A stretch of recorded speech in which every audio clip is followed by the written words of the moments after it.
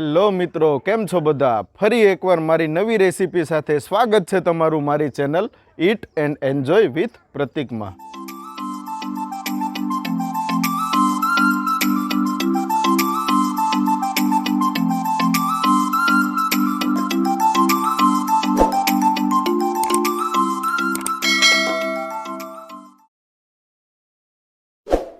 તો આજે આપણે બનાવીશું બિલકુલ નવી જ રીતે કાંદા બટાકાનું શાક.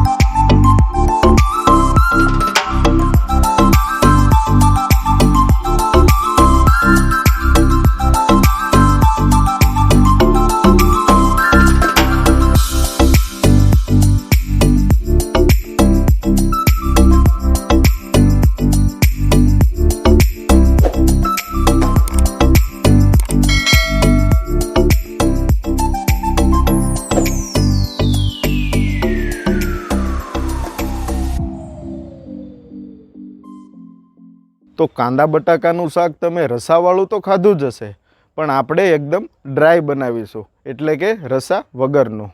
તો આ શાક તમે ક્યારેય ખાધું પણ નહીં હોય કે જોયું પણ નહીં હોય એવી રીતે આપણે બનાવશું. તો ચાલો મિત્રો, ચાલુ કરીએ બનાવવાનું એકદમ નવી જ રીતે કાંદા બટાકાનું શાક.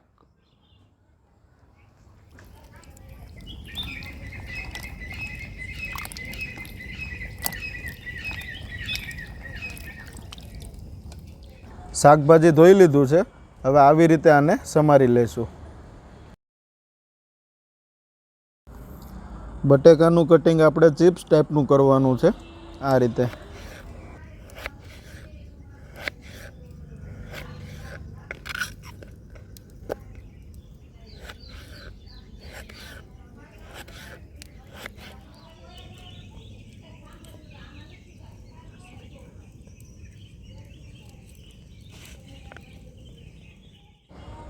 તો એવી જ રીતે આપણે કેપ્સિકમ મરચાંને પણ સમારી લઈશું.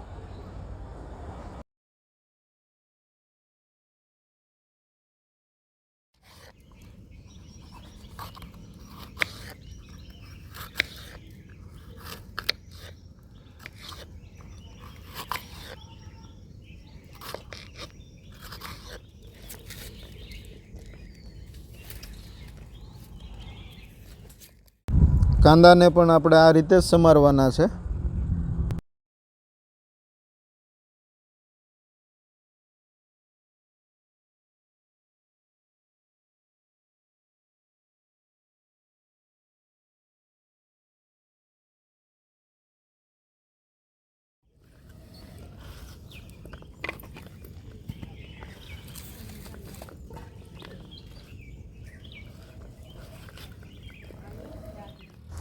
ટામેટાનું કટિંગ આપણે આવી રીતે ઝીણું કરવાનું છે.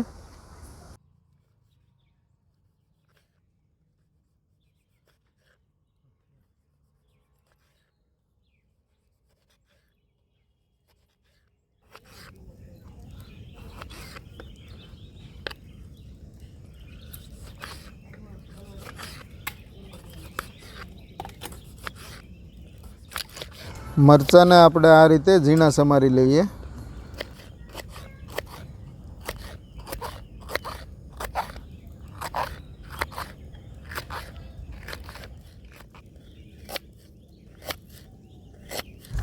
આદુના પણ આપણે આ રીતે ઝીણા ટુકડા કરી લઈશું. આદુ, મરચાં, લસણ, લીલા ધાણા,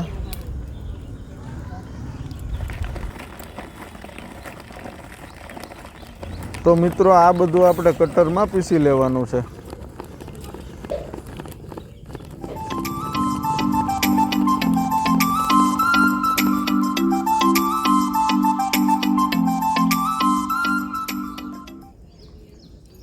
તો મિત્રો શાકભાજી તળવા માટે આપણે કઢાઈ મૂકશું.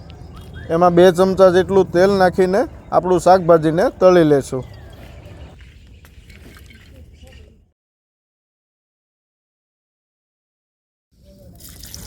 તેલ આપણું ગરમ થઈ ગયું છે।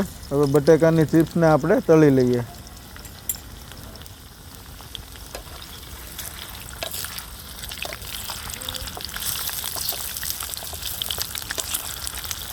તો ચિપ્સને આપણે વધારે નથી તળવાની, થોડી કાચી પાકી રાખશું।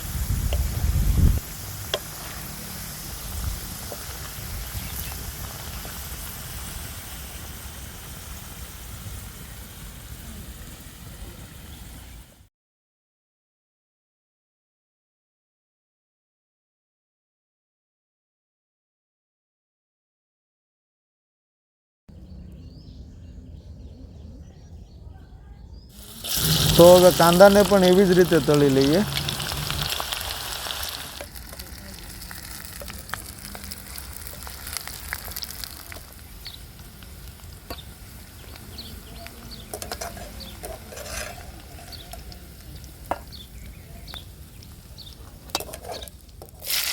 તો એવી જ રીતે આપણે કેપ્સિકમને પણ તળી લઈશું।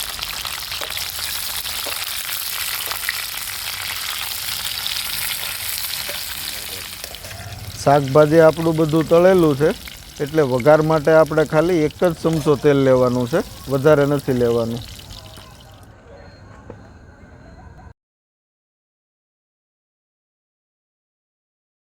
વઘાર માટે તજ, લવિંગ, બાદિયાનું ફૂલ, મરચાં અને તમાલપત્તા।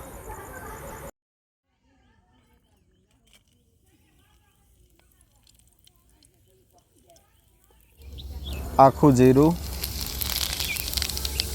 હિંગ, મરચાંની પેસ્ટ। હવે આને આપણે મિક્સ કરી લઈએ। હવે ટમેટાની કટકી નાખશું। ટમેટાને બરાબર મિક્સ કરી લઈશું।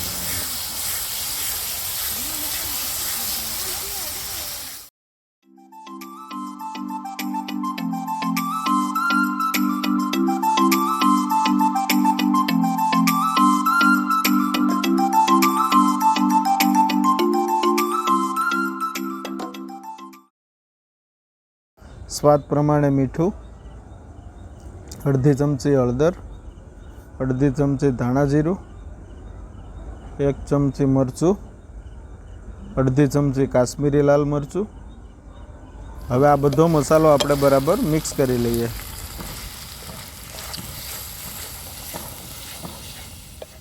મસાલો આપણો ચડી ગયો છે તેલમાં। હવે અડધા ગ્લાસ જેટલું પાણી નાખીએ એટલે આપણો મસાલો બળે નહીં।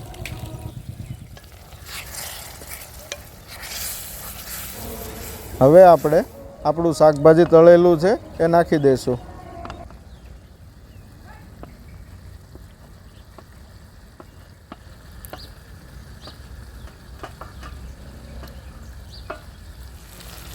શાકભાજીને મસાલા સાથે બરાબર આપણે મિક્સ કરી લઈએ।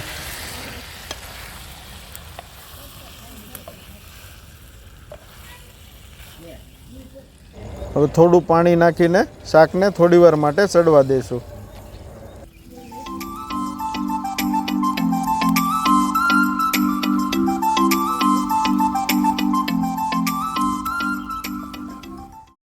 તો મિત્રો આપણું શાક બરાબર ચડી ગયું છે। હવે આપણે આમાં લીલા ધાણા નાખશું।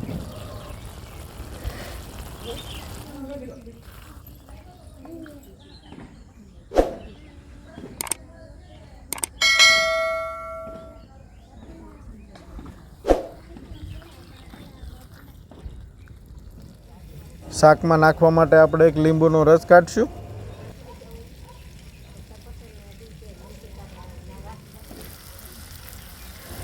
તો મિત્રો આપણું શાક બિલકુલ તૈયાર છે। તો હવે ઉપરથી લીલા ધાણા નાખીને સર્વ કરીએ।